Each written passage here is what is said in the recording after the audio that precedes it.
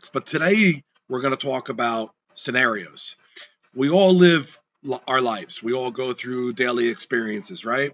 And during our days, we have scenarios, and these scenarios can be comical, they can be funny, they can be heartbreaking, they can be absolutely outrageous. I mean, they're all different types of standards. I mean, whatever we're doing in our lives at the moment, right? Today, this scenario is a life scenario that happened to me in real estate. And I just wanted to share this because it actually just mind blowing, mind blowing for what I went through and my clients had gone through. So it all kind of started. I'm in an office, right? I'm not going to mention names because I can't do that, but we'll do things with a little fine line here. So I'm in an office and somebody turns around and goes to me, "Hey, Pete, you got any clients interested in this kind of property?" And I'm like, "Let me take a look at it." So I'm handed a big packet of blueprints, right? And I'm standing there and I'm going through the blueprints. And sure enough, I'm like, wow, this is kind of interesting, right? So I get on the phone right there and then, and I call up my client. I'm going to say, "Hey, guys, are you interested in this kind of property?" They said, "Sure, Pete, set up the meeting right away." So I get off the phone. I go to the other agent. I'm like, "Hey, my clients are interested. Let's set up a meeting." So we figure out a time, a place. We're going to do it at the office, right? So a couple days later, there's about 7 of us with the agent, the broker, and my clients. And we sit down with the blueprints behind closed doors and we're going through it and talking about it and so on. So my clients are like, "All right, hey, let's go see this property." This property is almost $2 million. It's a piece of land, right? Almost $2 million. So the other agent turns around and goes to me, "Well, here's the directions." What? Wait a second. You're the listing agent for almost $2 million piece of property, and you're giving me directions. All right, hey. So we all get in our car. They were a little confused, my clients too. Like, "Aren't you coming? I mean, you know more about this property than anybody. Let's bring the blueprints with us." Well, we couldn't bring the blueprints with us either. So we drive out to this property, and we're walking around, and we have, of course, tons of questions, right? So we call up the other agent, and we get very vague answers. So I try to smooth things over and talk to my clients. Said, "All right, let me take this all in and all the questions that you guys have. Let's walk the property a little bit more." I mean, we're talking about 90 plus acres, so we can't walk 90 plus acres, right? We don't have any freaking ATVs or our cars or anything, and so we're gonna have to come back another day.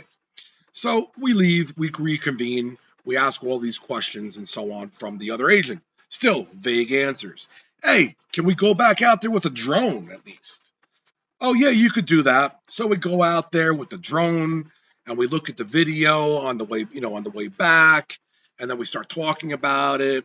And then all the clients look at the video again. We have more questions. And then we put a package of questions together, right? So the other agent goes, "So what do you think?"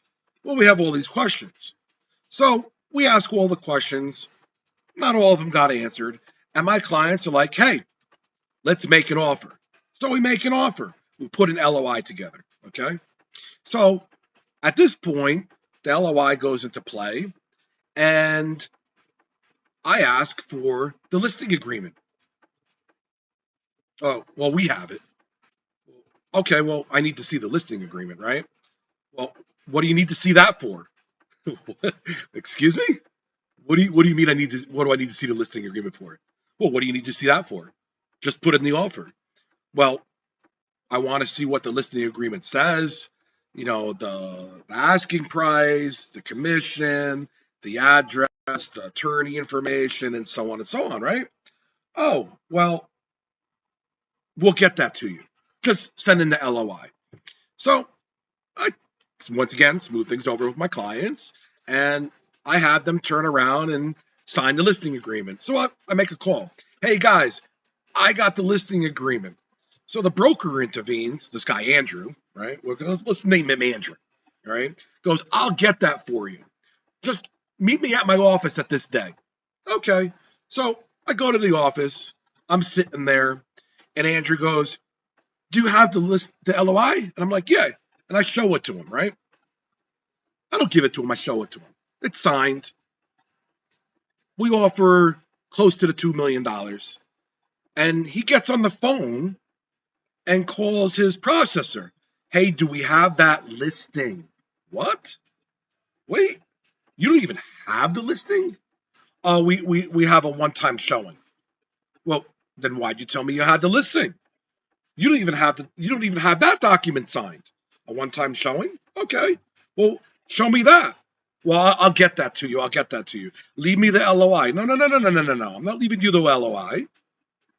Show me all the documents. Come back tomorrow. I promise I'll have it for you. Okay. So he calls me on the phone the next day, the broker, Andrew, and he goes, hey, Pete, I got that listing agreement for you. Great. I said, he goes, do you want to see it? I said, you know what? I'll be back by the office later on. I'll send you the LOI. So I email him the LOI, right? And the next thing I know is I go to the office. Well, he's not there. Okay. He's running a little bit late. So the guy comes in, all disturbed and everything. And I have another issue to the bone to pick, but we're not going to talk about that. That's a whole nother scenario. And I'm like, are you okay? And he goes, no, I'm not doing good today. My mother this and my mother that, my mother this. And I'm like, not to get into the personal stuff. And I said, I'm terribly sorry. Maybe now's, not the time to go over this. And no, I'm good. I'm like, okay, great. I'm like, so can I see that listing agreement? And he starts shuffling papers around. And then he goes, oh, here it is.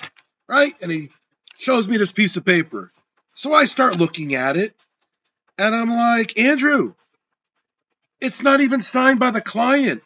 It doesn't have a price on it. It doesn't have a date on it. It just has my information on it. Well, what do you need the listing agreement for? And I said, well, my clients are asking for it, and I need to show it to them because we're talking about a $2 million piece of land here. I mean, it's just common sense, right? Do you have it or not?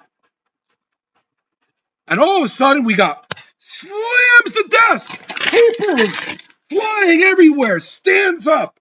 And then he gets in my face, and I'm like, whoa, what in the world is going on here? So I get up from the chair sitting in his office. I open up the office door, and I start backing myself out. I'm like, this guy's nuts. All I'm doing is asking for the listing agreement. So we're in the lobby of the office, I mean, for God's sake, and we start screaming. And I'm like, dude, Andrew, if you go to ShopRite and you grab a can of peas and it doesn't have a price tag on it, you're going to ask the lady at the register or somebody in the store or a manager how much the can of peas is because you want to buy it, right? You're not just going to grab the can of peas and walk up to the register and be surprised. No, you're going to want to walk to the shelf in ShopRite, grab the can of peas and say, oh, it's $1.09. Great. That's all I'm asking you for is a piece of paper showing all the information. And you can't even do that to me. Do you even have the listing? Then, all of a sudden, yelling and screaming, you don't understand. I've been doing this for 30 years. Okay, it doesn't matter how long you've been doing it. You could be doing it for one day, 100 years. Where's the listing agreement? $2 million on the table here. Need to give it to my clients so we can all sign it. Then all of a sudden, his nose is on my nose, his two hands are on my chest, and he gives me a little push. And I'm like, what the F just happened here? Like, wow. Leave, F you, F that, how dare you?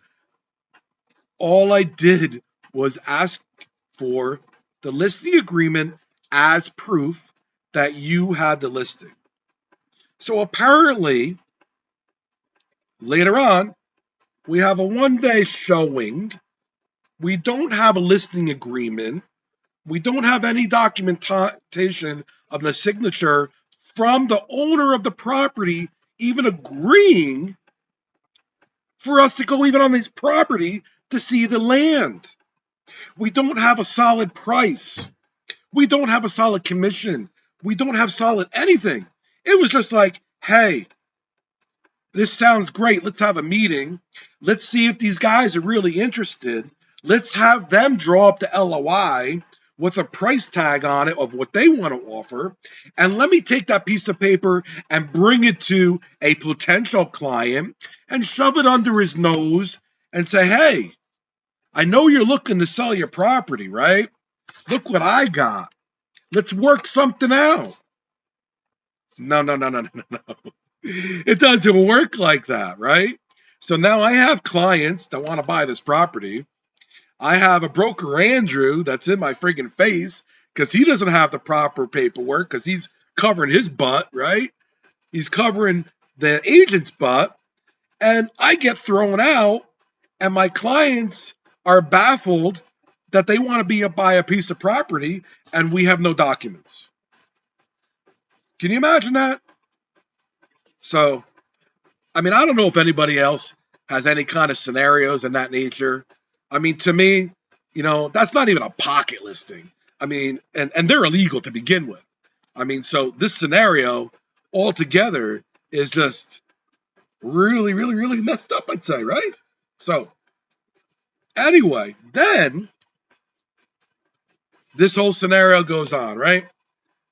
And then I get an email stating that my client doesn't want to do business anymore because you're taking too long.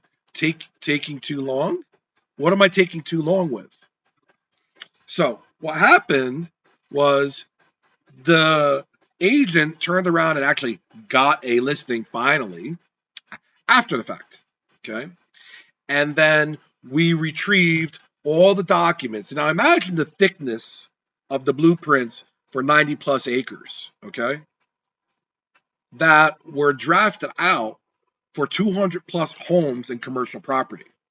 So this property owner had an entire stack of blueprints and approvals and permits to build. This is fabulous, right? Okay. Do you know what kind of due diligence it takes and legwork to make sure that all this is sound and body after what just happened? It takes a little bit of time, right? Every other day, the agent, are you guys ready? When are we going to close? When are we going to close? When are we going to close? When are we going to close? Dude, relax. This takes time. So the attorneys talk. The attorneys are on the same page. But all of a sudden, we get this email, that email earlier I was telling you about, from the agent, you're taking too long, my client's backing out. What? Well, that's not true because we talked to the owner of the property through his lawyer, and we have a timeline of when we're going to do this. How'd this come about? Well, the agent took it upon himself to do this. What? Because it is taking too long for him. Taking too long for him. And the broker is just allowing all this. Like, wow. Flabbergasted, right? So the deal's a done deal, right? Okay. Well, he has a one-day showing, right? Okay. So it's fair game for anybody to make a phone call. So what do? Hey, owner, what's going on? Why'd you squash the deal? Hey, Pete, what are you talking about? I didn't squash the deal. Really? Yeah. Great. Let's meet up at Starbucks. Okay, let's have coffee. Let's talk about it. We meet at Starbucks and we find out that it was all BS with the agent and the broker. What? Why? Because we weren't moving quick enough for the broker to close out his money at the end of the month to make him look great and the agent to look great. So it's dragging and you don't like that. So you squash it? No. Come on. So has anybody had any kind of scenarios similar to this? In the meantime, yes, we are still working on the deal with the client. But this whole scenario that we went through, the yelling, the screaming, the pushing, the shoving, the name calling, the unprofessionalism, I've been doing this for 30 years, Mr. Andrew, saying to me, you run an office. I mean, you're supposed to be working for your client. I mean, what happened to taking care of your client and doing the best for your client? And you like, and then treating people the way you did. Come on. I mean, I know it's crazy out there in the world today, but is it that bad that we all need to behave the way it went down? No, no, not good. So anyway, that's a scenario that I went through. If anybody ever else went to scenarios similar to that, I'd love to hear it. I really would, because every day that we are out there hitting the pavement, talking to clients, talking to other agents or brokers, or talking to anybody in the real estate field, or just anybody in general. I mean, God, it could be you're like walking through a shop, right? You just bump into somebody by accident. It's like all hell breaks loose. I mean, everybody's on a time bomb right now, but I mean, this is business. I mean, it's not like you're buying something for a penny. I mean, it's close to $2 million deal. It's just absurd. So anyway, once again, Peter and Grassolino here.